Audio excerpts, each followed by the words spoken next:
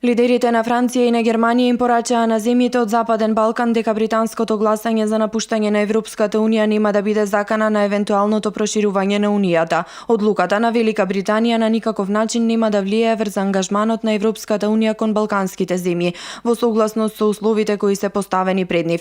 Ова беше потребно да се нагласи бидејќи ние дадовме збор, изјави францускиот претседател Франсуа Оланд по самитот за Западен Балкан што се одржа во Париз. Германската канцеларка Ангела Меркел ги увери земјите од југоисточна Европа дека таа е посветена да ги води кон Европската Унија и покрај тоа што блокот се соочува со кризата предизвикана од одлуката на Обединетото кралство да ја напушти Унијата. Беше многу важно да се нагласи дека перспективата за членство на земјите од Западен Балкан останува недопрена, изјави Меркел. Одлуката што ја донесе Велика Британија не го менува тоа на било кој начин. Тоа е она од што овие земји се плашат, рече таа. Проширување на Европската Унија ќе продолжи и важно европските институции да бидат кредибилни во тој процес, изјави и високата представничка за надворешна политика и безбедност на Европската Унија Федерика Могерини. Овој самит е важен и за нашата безбедност бидејќи миграцијската криза уште постои и ризикот од радикализација во регионот не обврзува да работиме заедно. Ова е важен состанок тука и ќе работиме и за дневно ниво да го направиме овој процес реалност